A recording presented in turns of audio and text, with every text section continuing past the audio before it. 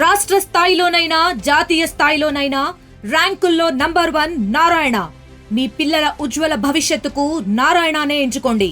ప్రజలందరికీ నూతన సంవత్సర మరియు సంక్రాంతి శుభాకాంక్షలు. ఇట్లు నారాయణ విద్యా సంస్థలు. ఆర్టీవీ ప్రేక్షకులకి we wish you a very happy and prosperous new year. ఈ కొత్త ఏడాదంతా మీకు రంగులమయంగా ఉండాలి అండ్ మీరు అనుకున్న లక్ష్యాలన్నీ నెరవేరాలని మనస్ఫూర్తిగా కోరుకుంటూ once again we wish you a very happy and successful new year.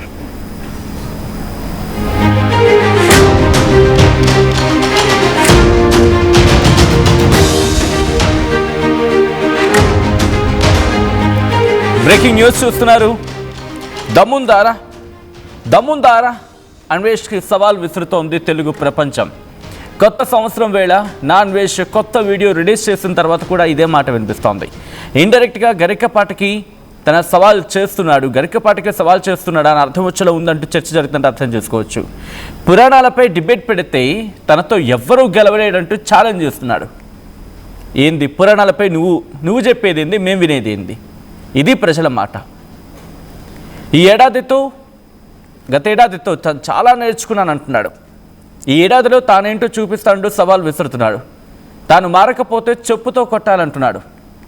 కొత్త వీడియోలో రామాయణం గురించి మాట్లాడుతున్నాడు, మహాభారతం గురించి మాట్లాడుతున్నాడు, హిందూ ధర్మం గురించి మాట్లాడుతున్నాడు. అన్వేష్ సింపతి గేమ్ ప్లే చేస్తున్నానని చెప్పి హిందూ సంఘాలు ఆగ్రహాన్ని ఇక్కడ వ్యక్తం చేయడం జరుగుతోంది. అన్వేష్ను వదిలేది లేదంటున్న హిందూ సంఘాలు ఇప్పటికే 2-3 వీడియోలు చక్కర్లు కొడుతున్నాయి. వాటిని మనం అథెంటికేట్ చేయలేము, బట్ ఆ వీడియోస్ ప్రకారం ఎవరితో మాట్లాడుతూ మీరంటే మాకు ఒకప్పుడు నచ్చేవారంటే కానీ ఇప్పుడు లేదు అని చెప్పి ఒక కైండ్ ఆఫ్ వీడియో అఫ్కోర్స్ మీరు చూసుంటారు. So coming back to the subject here, ఏమంటాడంటే నేను మహాభారతం చెప్పాను, నేను నెక్స్ట్ రామాయణం చెప్పబోతున్నాను 2026లో, ఆ తర్వాత భాగవతం చెప్తాను అంటున్నాడు. సీదా సవాల్ ఇక్కడ, సీదా సవాల్. Can you answer mister Anvesh? Mahabharatam చదివాను అన్నావు కదా, మహాభారతం చదివిన నోరు ద్రౌపదిని ఎలా అంటావురా? మహాభారతం చదివిన నోటితో కొద్దో గొప్ప తెలిసిన జనాలే ద్రౌపదిని ఒక మాట అంటేనే భరించలేకపోతూ ఉంటే నువ్వు ద్రౌపదీదేవిని ఎంత మాట అన్నావు? నోరు జారితే సమాధానం క్షమాపణ కోరాల్సింది ఎప్పుడైనా తెలిసి తప్పు చేస్తే ఒక లెక్క, తెలియకుండా తప్పు చేస్తే ఒక లెక్క. తెలియకుండా తప్పు చేస్తే వెంటనే ఆ రోజే క్షమాపణ కోరుతారు. ఎంత సమయం తీసుకున్నావు? మహాభారతం చెప్పావు. మహాభారతం చెప్పిన తర్వాత నువ్వే అంటున్నావు కదా నీతో ఎవరు డిబేట్కి రాలేరని చెప్పి నువ్వు అన్నప్పుడు ఒక్కసారి ఇలా ప్రశ్నిస్తున్నావు కదా నీతో ఎవరు డిబేట్కి రాలేరని చెప్పి. ఒకవేళ కాదు, జస్ట్ క్వశ్చన్ యువర్ సెల్ఫ్, ఇలా క్వశ్చన్ చేసుకోండి. Anvesh, I have huge respect but not now. ఒకప్పుడు ఏంటంటే రెస్పెక్ట్ ఉండింది, అఫ్కోర్స్ ఎప్పటికీ ఉంటుంది మీరు అది కాపాడుకోగలిగితే, బట్ ఇక్కడైతే మాత్రం కనిపించట్లేదు. ఇది నేను నా ఒక్కడి మాట కాదు, జనాల నుంచి వినిపించిన మాట. You can see that comments. Mahabharatam గురించి మీరు చెప్పారన్నారు కదా, వెరీ వెల్, గుడ్, మంచిది. బట్ అంత చెప్పిన తర్వాత మన దగ్గర ఏదో సామెత ఉంటుంది, అంత విన్న తర్వాత ఇంటి వెనకాల వెళ్ళి ఏదో చేశాడంట, దేంట్లో దూకాడంట. ఎంత చదువు ఏం చేశారంటే ఇంటి వెనకాల వెళ్ళి దేంట్లో గోతులో దూకాడంట. అలాగా మహాభారతం చెప్పారంటున్నారు కదా, మరి మహాభారతం చెప్పిన నోరు ఎలా అంటుంది అన్వేష్ ద్రౌపది దేవిని? మీరు అనలేదని కొట్టిపారేయచ్చు, మీరు క్షమాపణ కోరచ్చు. మీరు అన్నది ఇక్కడ సమాజం విన్నది. వినకుండా మీ మీద ఎంత కోపం రాలేదు, మీరు అనకుండా మీ మీద ఎంత ద్వేషం రాలేదు. ఈరోజు పడిపోతున్న నెంబర్లే చెప్తున్నాను అన్వేష్, మీరు వెలగబెట్టిన ఘనకార్యం. తెలుగు ప్రజలు ఇప్పటికీ మీ మీద ఇంకా ఇక్కడ ఒక సాఫ్ట్ కార్నర్ ఉంది కాబట్టి మిమ్మల్ని యాక్సెప్ట్ చేశారు. మిమ్మల్ని కిందకి లాగేయడం ఉద్దేశం కాదు ఇక్కడ. ఎందుకంటే మీకొక బుద్ధి వచ్చేలా చేయాలి అనేది వాళ్ళ ఇంటెన్షన్ తప్ప, మిమ్మల్ని ఇక్కడ తీసుకొచ్చి ఈ పాటికి వేరే వాళ్ళు అయ్యి ఉంటే అట్టుడుకుపోయేది మీ స్థానంలో వేరే వాళ్ళు ఉండుంటే. మీ మీద ఉన్న ప్రేమ, మీ మీద ఉన్న అభిమానమే ఇంకా మిమ్మల్ని కాపాడుతోంది. ఈరోజు మీరు అంటున్నారు రామాయణం చెప్తానని చెప్పి, ఒక మాట అడిగినా సిద్ధా, ఒక్క మాట మీరు మహాభారతం చెప్పినను అంటే మహాభారతం పూర్తిగా చెప్పారు అన్నారు కదా మీరు. మహాభారతం పూర్తిగా చెప్పిన వ్యక్తి ద్రౌపదిని ఎలా ప్రశ్నిస్తారు, ద్రౌపదిని ఎలా అంటారు ఆ నోటితో? మీరు మహాభారతం అంతా చదివిన వాళ్ళు అంటున్నారు కదా, మహాభారతం అంతా చదివిన తర్వాత మీరు ద్రౌపది అమ్మవారిని ఎలా ప్రశ్నిస్తారు? ప్రశ్నించడం కాదు, అంత భూతు పదాన్ని ఎలా ఉపయోగించగలుగుతారు అన్వేష్? ఇప్పుడు రామాయణం చెప్తా అంటున్నారు, రామాయణం చెప్తానని ఇంటెన్షన్ ఉన్న వ్యక్తి సీతాదేవిని అంత మాట ఎలా అంటారు అన్వేష్? ఆ తర్వాత నేను ఏదో కాంటెక్స్లో అన్నాను, కాంటెక్స్ట్ గురించి కాదు ఇక్కడ. మీరు అనేసిన తర్వాత పోనీ వెంటనే ఏదో తప్పు అయిపోయింది నోరు జారని చెప్పి ఆ వీడియోలో నన్ను ఉంటే కనుక పోనీ క్షమాపణ ఇప్పుడు అది కూడా కాదు. ఎంత సమయం తీసుకున్నారు అన్వేష్ మీరు? కించిత్ అయినా మీలో ఆత్మ పరిశీలన ఉండిందా? ఎప్పుడు చూడు ఒక భూత అనేస్తే సరిపోతుందని చెప్పి మీ భావన ఈరోజు మిమ్మల్ని ఈ సిచ్యువేషన్కి తీసుకొచ్చింది. అయినా ఎప్పటికైనా మీ అహంకారం తగ్గుతుందో ప్రశ్నించుకోండి. బహుశా ఎవరు ఒకరినో వేరే వాళ్ళని అనడం కాదు. నెత్తికెక్కిన అహంకారం మనల్ని నిలువెత్తు ముంచేస్తుంది అన్వేష్. మీరు దేశ పర్యటన చేయొచ్చు, భేష్ సభాష్, మా తెలుగు అబ్బాయి మా అన్వేష్. నేను గతంలో కూడా చెప్పాను, నేను మిమ్మల్ని నాకు ఎగ్జాంపుల్గా చెప్పారు నా ఫ్రెండ్స్ చాలామంది. అరే చూడు ఎంత భాషని, ఎంత యాసని, ఎంత బాగా మాట్లాడుతున్నావు, నువ్వెందుకు ప్రయత్నం చేయకూడదని చెప్పి ఆ స్థాయికి మీరు తీసుకువెళ్ళారు మమ్మల్ని అందరినీ. తెలుగు వాళ్ళని ఒక proud moment. If somebody shows your profile, we will say that, we will definitely say that he is our guy. కానీ ఈరోజు చెప్పుకుంటే ఆలోచించేలా చేశారు కదా. మీరు అంటున్నారు మీరు హిందూ అని చెప్పి. ఎప్పుడు మీరు ప్రారంభించారో చేతిలో ఒక వినాయకుడి బొమ్మ తీసుకోవడం, ఒక చిన్న భగవద్గీత పట్టుకోవడం? మీరు సింపతి ప్లే కార్డ్ అవసరం లేదు. మన తెలుగు ప్రజలు తప్పు అయిపోయిందిరా అని చెప్పి ఇలా లంపలేసుకుంటే క్షమించే మనస్తత్వం. కానీ స్టిల్ మీరు ఎప్పటికీ ఏమంటున్నారు? మీరు శాపనార్థాలు పెడుతున్నారు. ఎవరికి శాపనార్థాలు పెడుతున్నారు? మీకు అన్నం పెట్టిన జనాలకి శాపనార్థాలు పెడతారా? ఇది కదా వాళ్ళు అంటోంది. వీళ్ళు ఒకసారి కామెంట్స్ చూడండి. మీరు చదువుతారు కదా, మీరు రిప్లైలు ఇస్తూ ఉంటారు కదా. మీరు ఆయన క్షమించారు, నన్ను క్షమించకపోతే 2026 అలా అయిపోతుంది, ఇలా అయిపోతుంది. ఎందుకు ఈ శాపనార్థాలు పట్టించుకుంటారు జనాలు? నాలుక మీద మచ్చ ఉంది, నాలుక మీద కాదు ఒంటి మీద ఎక్కడ మచ్చ ఉన్నా పట్టించుకోరు అన్వేష్. మనమేమంత ఋషులు మహర్షులం కాదు హిమాలయాలో కూర్చొని తపస్సు చేసేదో సోకాల్డ్ పవర్స్ని సంపాదించడానికి. ఒక్కసారి నేను జనాలతో మాట్లాడే ప్రయత్నం చేస్తున్నాను, జనాల నుంచి రెస్పాన్స్ తీసుకుంటాను. సో తనేమంటాడంటే కనుక, ఆల్రెడీ మీరు ఆ వీడియో చూస్తుంటారు నిన్న మాట్లాడిన సందర్భంలో. స్టిల్ ఇప్పటికీ ఈయనతో ఎవరు డిబేట్కి వచ్చినా కూడా ఓడిపోతారట. మాట్లాడే ప్రయత్నం చేద్దాం. 0406931661 0406931662. అఫ్కోర్స్ న్యూ ఇయర్ పూట ఈ డిబేట్ అనేది కాస్త ఇబ్బంది ఉంటుంది. బట్ ఆ మనిషి అన్న మాటని మీరు ఎలా చూస్తారు? యాక్సెప్ట్ చేస్తారా?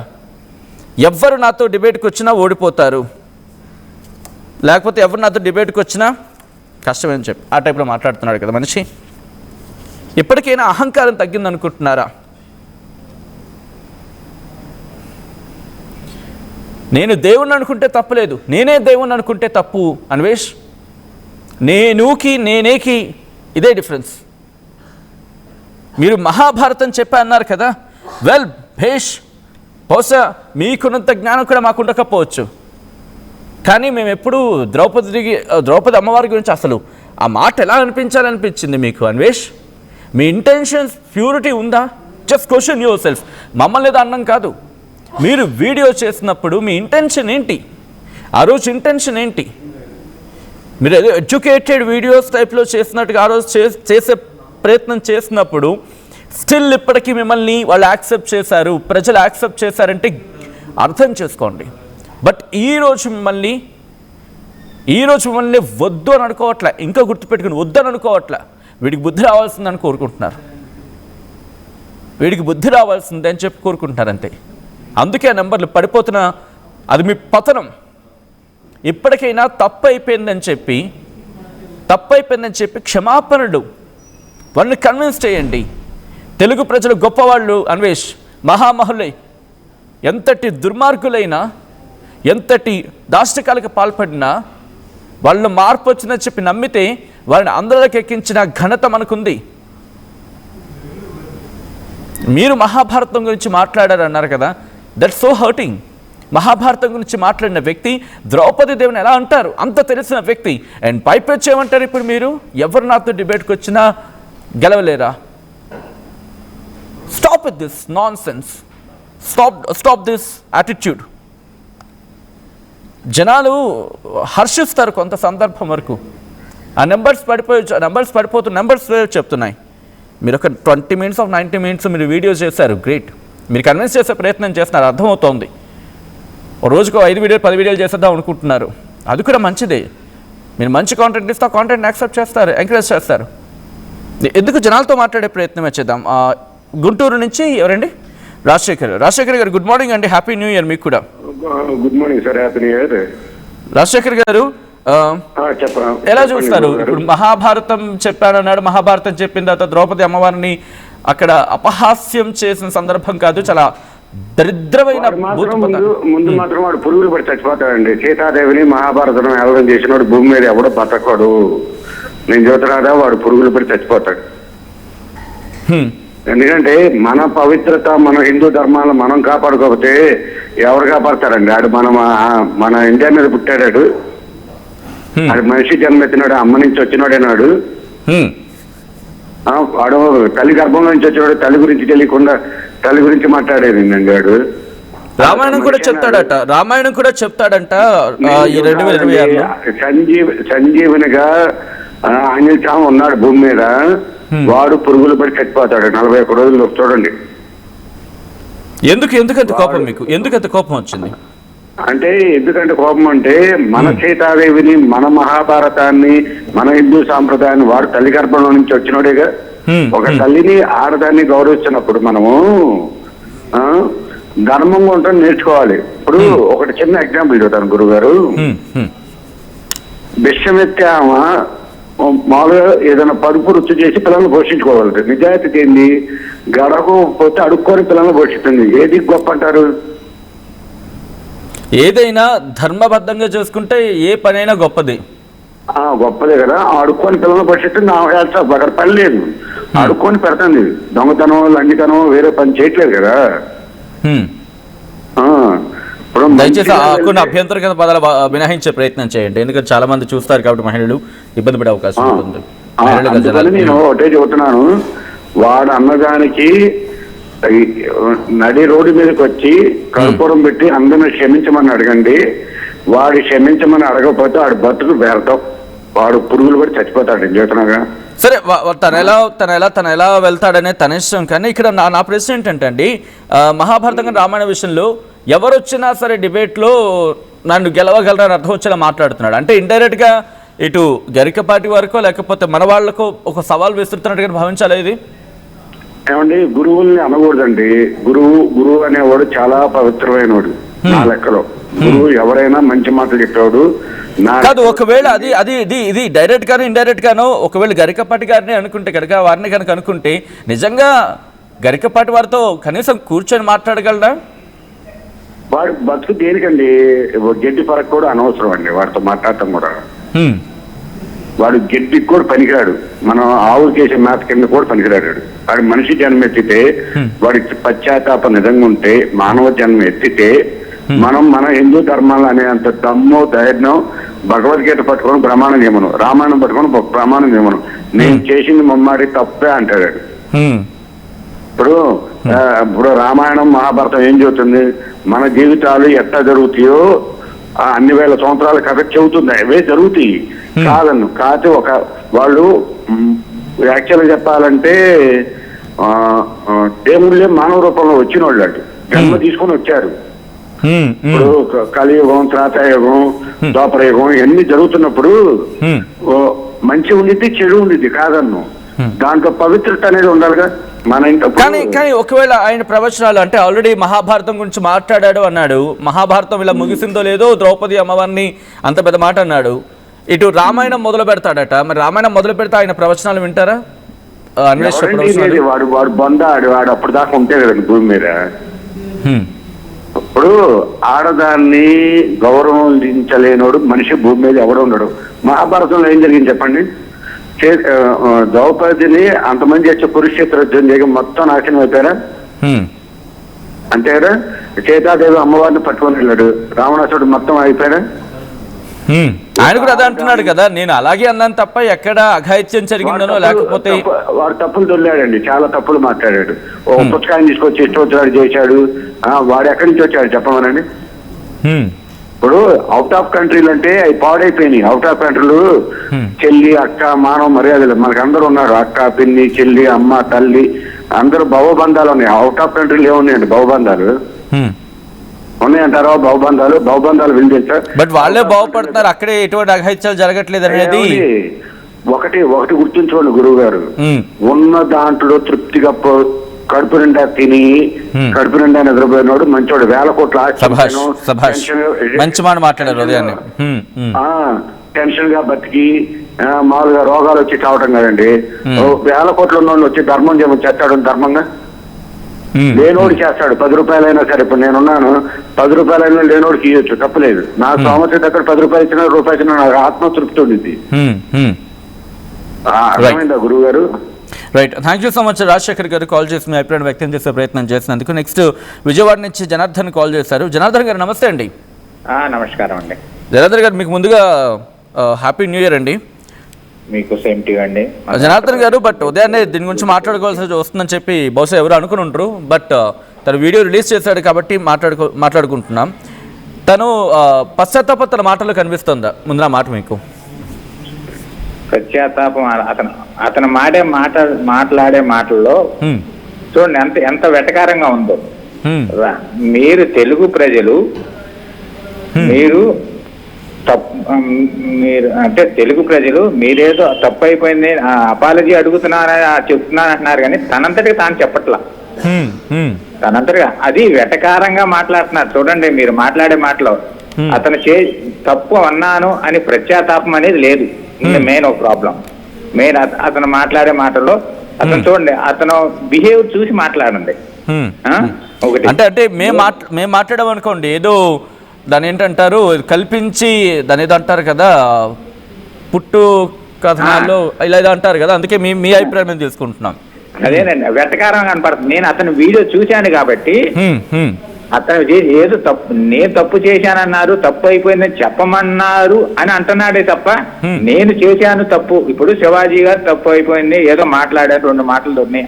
అతను శివాజీ గారు అన్నప్పుడు అపాలజీ అంటే తప్పు అయిపోయింది చెప్పినప్పుడు వెనక్కి తీసుకున్నప్పుడు ఆయన భావాలు చూడండి, ఈయన భావాలు చూడండి, 2 చూడండి సపరేట్ గా 2 ఒకసారి పెట్టి. బట్ ఇక్కడ కొంతమంది అభిప్రాయం ఏంటంటే, ఇప్పుడే చదువుతున్న కామెంట్, ఇంకో విషయం చెప్పండి జనార్దన్ గారు. ఇప్పుడు ఎవరో కామెంట్ చేస్తారు, ఒక మనిషిని కిందకి లాగడమే జనాల పని అని చెప్పి. నిజంగా జనాలంతా కలిసి మనిషిని కిందకి లాగేస్తున్నారా అన్వేష్ని? ఏమండి, తను చేసే పని బట్టి కిందకి లాగేది పైకి వెళ్ళేది తను బిహేవియర్ అతను చేసి ఎక్కడైనా కాలు ఉన్నది. మన శాస్త్రం, హిందూ శాస్త్రం ప్రకారం కాలు జారితే తీసుకోవచ్చు, నోరు జారితే తీసుకోలేమన్నమాట ఉంది నానుడి. అది ఇప్పటి నుంచి కాదండి, తరతరాల నుంచి వస్తుంది. అతను చేసిన దానికి కర్మ అనుభవిస్తున్నాడు అతను. అంతేగానండి అతని దగ్గరికి వెళ్ళి అయ్యా దీని గురించి మాట్లాడు, అసలు మ్యాటర్ దేని గురించి మాట్లాడుతున్నాడు, అతను దేని గురించి అతని దేని గురించి మాట్లాడాడు, ఎవరి గురించి మాట్లాడాడు? జనార్దన్ గారు, బహుశా మీరు ఇన్ని రోజులు బహుశా దాని వీడియోలు కూడా చూస్తూ ఉండుండొచ్చు కాక మీరు. సో ఎక్కడైనా పశ్చాత్తాపమో లేకపోతే ఏదో తప్పు చేశానని దాని ఏదో ఉంటారు కదా, క్షమాపణ అనేది లేదండి అతనిలో లేదు. గర్వం అనేది కనపడుతుంది. నేను ఇంకోటి అండి, నిన్న అమెరికా నుంచి ఎవరో కాల్ చేశారు. అతను చేసిన వీడియోలు బాగానే ఉన్నాయి, కానీ ఆ లోకర్ చేసి ఇప్పుడు చేశారు, ఇప్పుడు తప్పు అయిపోయింది, అతను మన్నించమని అంటే ఒకసారి సపోర్ట్ చెబుతున్నాను. ఎవరైనా గొప్ప మేధావులు ఎవరైనా చేసేది చిన్నప్పటి నుంచి మంచి పనులు చేసినా ఒక మర్డర్ చేసి దానికి శిక్ష వేస్తున్నారు.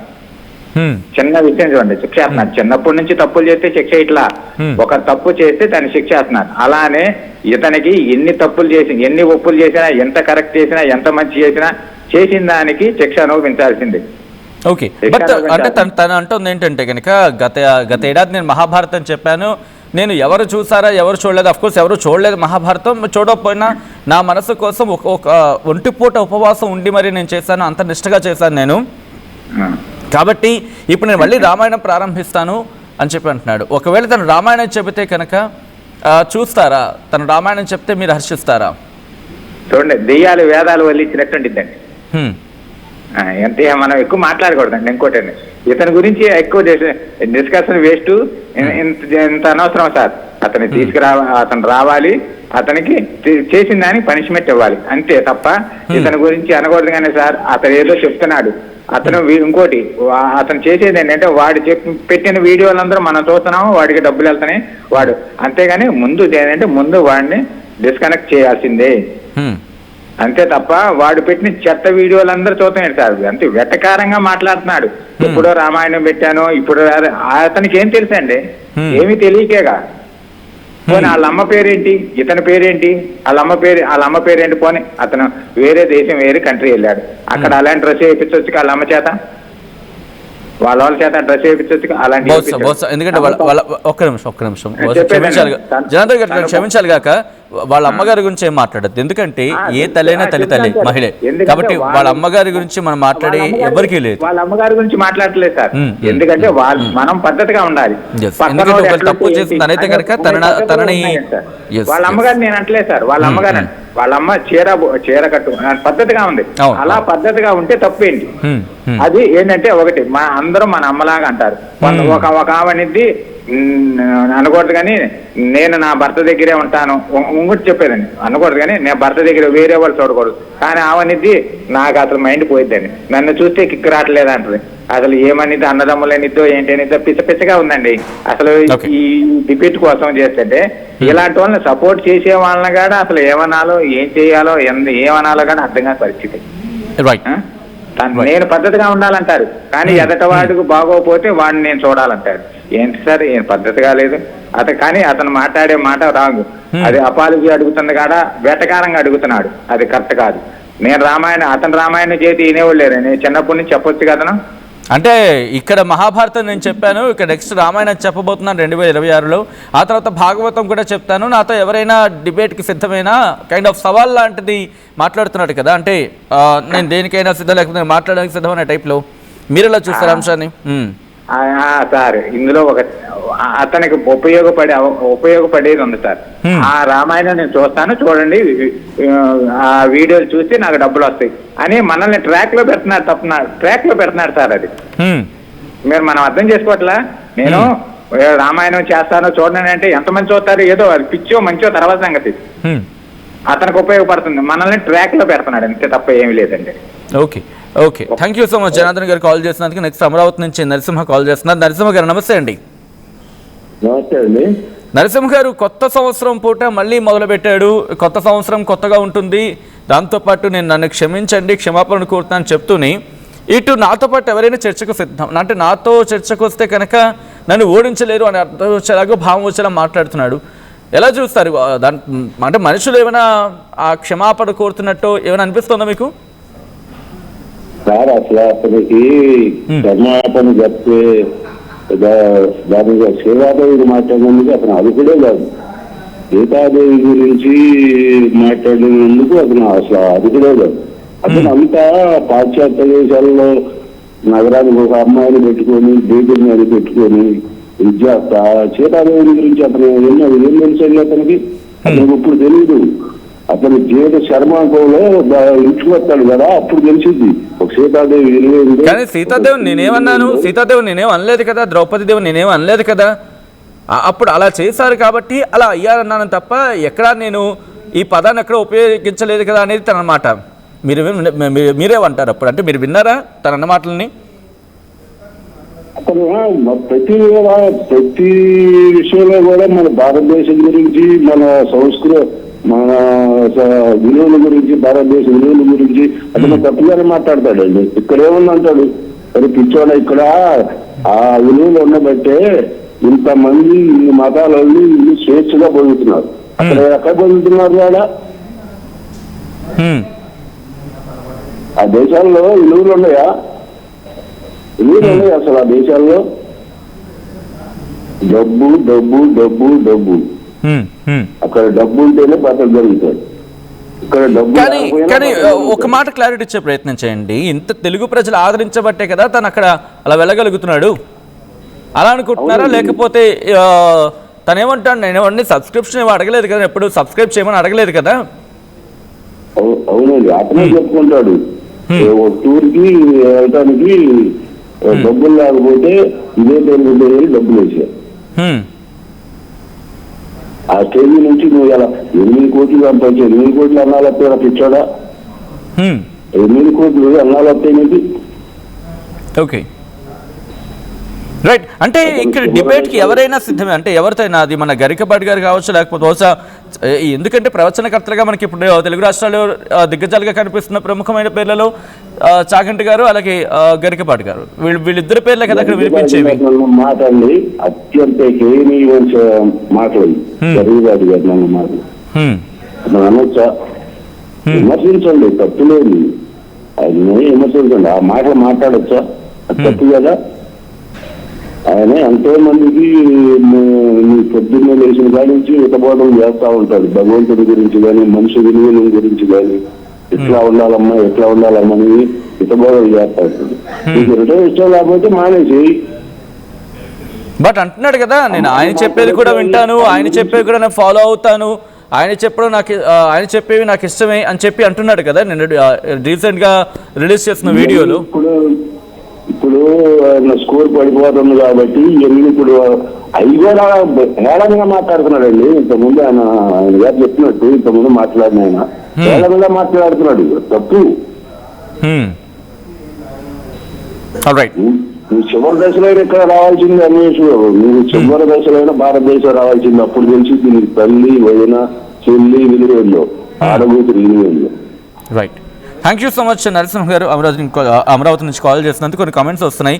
నెక్స్ట్ వైజాగ్ నుంచి గోవింద్ కాల్ చేస్తారు, కాల్ తీసుకుందాం. బట్ ఒక కామెంట్ చదివి వినిపించే ప్రయత్నం చేస్తాను.